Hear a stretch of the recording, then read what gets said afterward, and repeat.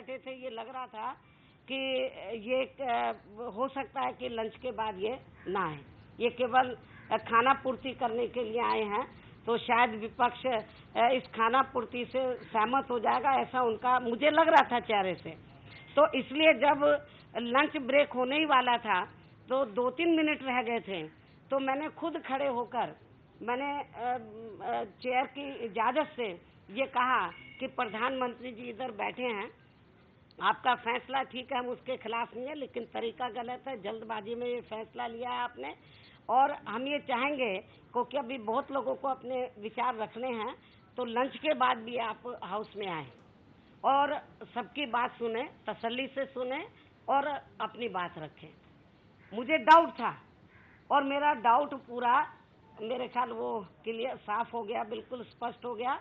और जब अभी लंच के बाद जब हाउस बैठा तो प्रधानमंत्री जी नहीं आए, इसलिए पूरा विपक्ष इस बात पर अभी भी अडिग है कि प्रधानमंत्री जी जब तक नहीं आते हैं और पूरे विपक्ष की बात को नहीं सुन लेते हैं और अपनी बात और विपक्ष की बात का जवाब नहीं दे देते हैं, तो हाउस चलने वाला नहीं है।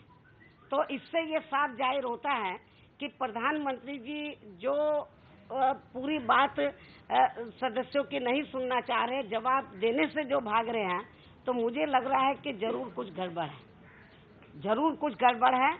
और यही मुख्य वजह है कि अपनी कमजोरी और अपनी विफलता पे से देश की जनता का ध्यान डाइवर्ट करने के लिए जो उन्होंने जल्दबाजी में या कच्चा परिपक्व जो फैसला लिया है, इससे ध्यान डाइवर्ट करने के लिए तो अभी इन्होंने जो रिसेंटली प्रधानमंत्री जी ने खुद कहा कि भाई मैं ये सर्वे करा रहा हूँ, तो जो उन्होंने सर्वे में जो बताया कि भाई 90% लोग तो उनके फैसले के पक्ष में हैं, बड़ी विडंबना है, बड़ी अचंभे की बात है कि 90% लोग बोलते हैं उनके फैसले के पक्ष में और 90% से ज्यादा लोग उसके फैसले से प्रभावित होकर, बुरे तरीके से प्रभावित होकर, तो वो सुबह से एटीएम बैंक के बाहर जो है वो लाइन से लग जाते हैं। और उत्तर प्रदेश का तो आपने बुरा हाल देखा, वहाँ पे तो ये है कि जो लोग एटीएम और बैंक से पैसा निकालने के लिए जाते हैं, वहाँ पर लॉ एंड ऑर्डर इतना ज्यादा खराब हो चुका है, पुलिस प्रशासन सरकार के बिल्कुल कंट्रोल में नहीं है, हालात बहुत ज्यादा खराब हैं। और वहाँ पर जो है, जो लाइन में लगे लोग हैं, तो उनके ऊपर लाठी चार्ज हो रहा है, उनके ऊपर बड़े पैमाने पर लाठी चार्ज हो रहा है। लेकिन दुख की बात यह है कि सपा मुखिया का जो बबुआ है, जो सपा मुखिया का समाजवादी पार्टी का जो बबुआ है, तो उसको उत्तर प्रदेश में इस समय जब वो बहुत मुश्किल में है, वो एटीएम और बैंक के बाहर खड़ा हुआ है, उनके बच्चों की, बहुत से बच्चों की शादी नहीं हुई है, पैसा नहीं है उनके पास, किसान के पास बीज खाद नहीं है, वो फसल वो बीज नहीं डाल पा रहा अपने खेत के अंदर, तो हाहाकार मचा हुआ है। तो ऐसे समय में एक तरफ तो केंद्र सरकार की मार पड़ रही है, प्रधानमंत्री जी के गलत डिसीजन की मार पड़ रही है, और दूसरी तरफ उत्तर प्रदेश की सरकार को, सपा मुखिया के बबुआ को, तो वहां पर जनता की मदद करने की बजाय तो प्रधानमंत्री को खुश करने के लिए पुलिस का दुरुपयोग कर रहा है, पुलिस प्रशासन का दुरुपयोग करके तो जनता के ऊपर जो लाइन में लगी है उनके ऊपर लाठीचार्ज करा रहा है। मेरे ख्याल इससे बड़े दुख की बात और क्या होगी। और इतना ही नहीं, हालांकि उसको की मालूम है, सपा के मुखिया को भी ये मालूम है, और सरकार के भी मुखिया को, सपा जो मुखिया है उसके बबुआ को भी मालूम है, और जो सपा का जो मुखिया है उसको भी मालूम है कि अब वो पावर में आने वाले नहीं है, वो पावर में आने वाले नहीं है। इसलिए वो इधर उधर मारे मारे घूम रहे हैं गठबंधन के लिए। तो सपा मुखिया अलहदा घूम रहा है, उसका बबुआ अलहदा घूम रहा है। मुझे ये मालूम पड़ा कि सपा मुखिया का बबुआ जो है तो वो इधर पार्लियामेंट में भी घूम रहा है, उसको होना चाहिए उत्तर प्रदेश में, वहां पर त्राही त्राही मची है, लाठीचार्ज हो रहा है, लॉ एंड ऑर्डर खराब है। और लेकिन उसको लग रहा है कि भाई वो सत्ता से बाहर जा रहे हैं, तो इसलिए सपा मुखिया का बबुआ मारा मारा घूम रहा है। पहले मुखिया घूम रहा था कि उन्होंने रजत जयंती पर मेरे ख्याल तो जितनी भी बहुत जो पार्टियां थी उनके वो दरवाजे गया, जो सपा मुखिया है कि गठबंधन के लिए। लेकिन रजत जयंती के मौके पर जब देखा कि वहां पर तो इनका परिवार ही आपस में लड़ रहा है, तो वो सब भाग गए। जो रजत जयंती पर किसी ने नहीं बोला हम गठबंधन करेंगे। हालत बहुत ज्यादा खराब है। गाजीपुर में रैली हुई अभी, तो वहां पर कुर्सियां चल रही हैं। तो ऐसी स्थिति में मैं समझती हूँ कि एक तरफ तो सेंटर की मार पड़ रही है उनके गलत फैसले की, और दूसरी तरफ ऐसी दुखी और पीड़ित जनता जो एटीएम और बैंक के बाहर लाइन पर लगाकर खड़ी हुई है कि उनको पैसा मिल जाए। बहुत विभिन्न जो लोग हैं वो किस्म किस्म की उनकी समस्याएं हैं, और छोटे छोटे अमाउंट के लिए वो लोग लाइन लगाकर खड़े हैं। ऐसे में मदद करने की बजाय सरकार को वो लाठीचार्ज करा रही है। तो इसलिए मैं आपको ये बताना चाहती हूँ कि जो सेंटर की गवर्नमेंट ने ये जो जल्दबाजी में, मैं इसको जल्दबाजी में क्यों बोलती हूँ, इन्होंने पूरी तैयारी नहीं की। 10 महीने में उनको मालूम था कि चुनाव नजदीक आ गए, 5 राज्यों के, उत्तर प्रदेश से उनको बहुत बड़ा खतरा है, और वो भी बीएसपी से।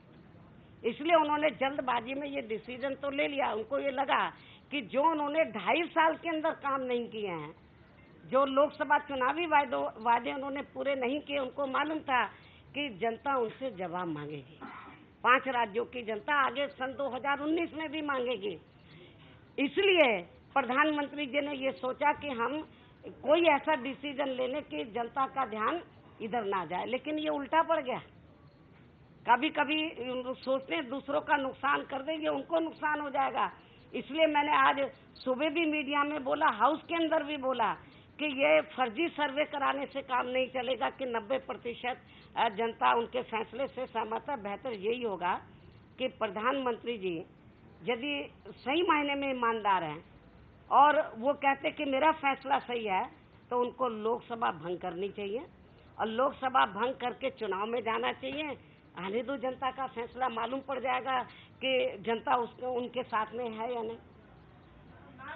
अखिलेश ने कहा कि जो बीबीसी है, दूसरी बीबीसी भुआ ब्रॉडकास्ट कॉर्पोरेशन, एक चीज तो मैं आपको बताऊं, मान ना मान मैं तेरा मेहमान, और जबरदस्ती का, यानी कि 2 जून 1995 की घटना मेरे ख्याल जो पार्लियामेंट के अंदर भी गूंजी थी।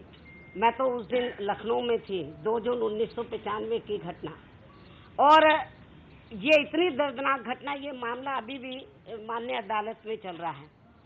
2 जून 1995 से लेकर आज तक हमारे लोगों ने, पार्टी ने कभी पीछे मुड़ के नहीं देखा कि समाजवादी पार्टी से कोई रिश्ता रखा जाए। तो जब हमारा उनसे कोई लेना देना नहीं है, अब वो क्या है कि मारा मारा घूम रहा है, वो मारा मारा घूम रहा है।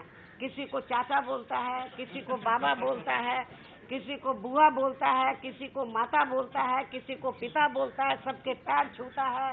हालत बहुत ज्यादा खराब है बेचारे की। सपा मुखिया का जो बबुआ है वो मारा मारा घूम रहा है। मुझे बताया कि अभी वो सेंट्रल हाल में भी प्रधानमंत्री जी के पास जाके, मुझे जो रिपोर्ट मिली है उधर भी गया है कि कोई उसको घास नहीं डाल रहा है, उसको कोई घास नहीं डाल रहा। वो सोच रहा कि इधर आके मैं कुछ, यहाँ पे कुछ मेरी दाल गल जाए।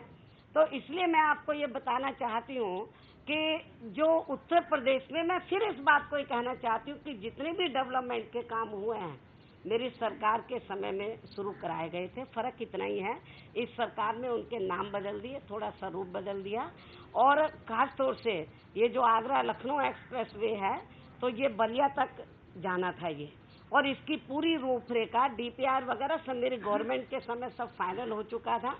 सत्ता परिवर्तन हो गया तो बनी बनाई चीज इनको मिल गई, नहीं तो इनको तो ये ABCD भी नहीं मालूम था कि आगरा और लखनऊ एक्सप्रेस वे, उसको, इसकी रूपरेखा कैसे तैयार होगी।